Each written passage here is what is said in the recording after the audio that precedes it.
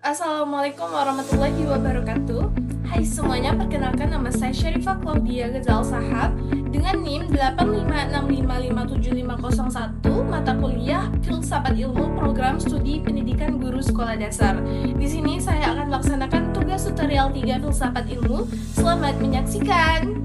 Pembahasan yang pertama, makna pilar pendidikan. Apa itu pilar? Menurut KBBI, pilar berarti tiang penguat atau dasar yang pokok. Dalam konteks pendidikan, pilar adalah penopang dan penyangga sistem pendidikan itu sendiri.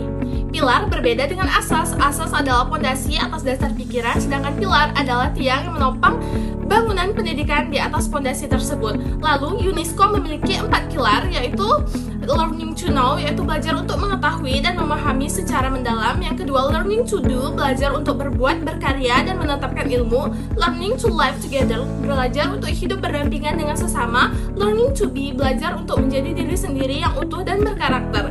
Keempat pilar ini secara filosofis menegaskan bahwa pendidikan sejati adalah pembelajaran sepanjang hayat.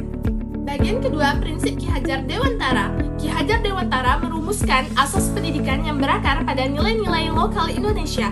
Asas ini dikenal sebagai asas peran yang terangkum dalam 3 semboyan. Yang pertama, ing ngarso sung tulodo, di depan memberi teladan. Seseorang pendidik harus menjadi figur yang layak dan patut dicontoh baik dalam sikap maupun perilaku. Yang kedua, ing madya mangun karso, di tengah membangkitkan semangat.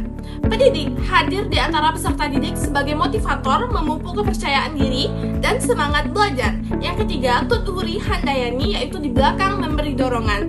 Pendidik mendorong muridnya agar mampu belajar secara mandiri dan bertanggung jawab atas proses belajarnya sendiri. Ketiga, prinsip ini bukan sekadar slogan. Ini adalah sistem nilai yang menempatkan pendidik sebagai pemimpin, teman, sekaligus pendukung peserta didik. Bagian 3, analisis di era digital. Tantangan nyata yang kita hadapi. Di era digital, sistem pendidikan kita menghadapi tekanan yang tidak ringan. Globalisasi dan perkembangan teknologi membawa peluang sekaligus tantangan baru bagi setiap elemen pendidikan. Beberapa tantangan konkret yang perlu kita cermati. 1. Pembelajaran daring mengurangi interaksi langsung antara guru dan murid, sehingga peran ing madya mangun karso menjadi sulit diwujudkan. 2. Banjir informasi di internet membuat peserta didik rentan terhadap hoax dan konten negatif, menghambat prinsip learning to know yang rasional dan kritis. 3. Kesenjangan akses teknologi antar daerah membuat akses keadilan dan pemerataan pendidikan masih jauh dari terpenuhi. 4. Karakter peserta didik terancam melemah karena interaksi sosial yang berkurang, bertolak belakang dengan pilar learning to live together. Selanjutnya, relevansi prinsip Ki Hajar di era digital. Disinilah prinsip Ki Hajar Dewantara semakin dibutuhkan, yaitu ingarso sung tolodo, guru harus menjadi teladan dalam literasi digital, bijak bermedia sosial, memverifikasi informasi sebelum menyebarkan, dan menunjukkan etika digital kepada murid. Ing madya mangun karso, guru perlu hadir secara aktif dalam ruang digital, memotivasi peserta didik lewat diskusi daring, memberikan umpan balik yang membangun, dan menciptakan suasana belajar yang hidup meskipun virtual. Tuturi handayani, prinsip ini mendorong pembelajaran yang mandiri. Di era digital ini berarti melatih peserta didik untuk self-regulate learning, mampu mencari, menyaring, dan menggunakan informasi secara bertanggung jawab. Dengan kata lain, 3 prinsip ini bukan ketinggalan zaman. Justru era digital mempertegas urgensi penerapannya, karena tanpa teladan, dorongan, dan kemandirian peserta didik akan mudah hanyut dalam arus teknologi yang tidak terarah. Bagian 4, refleksi singkat.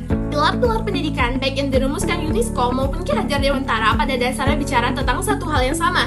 Pendidikan adalah proses memanusiakan manusia, bukan sekedar transfer ilmu, melainkan pembentukan karakter yang utuh.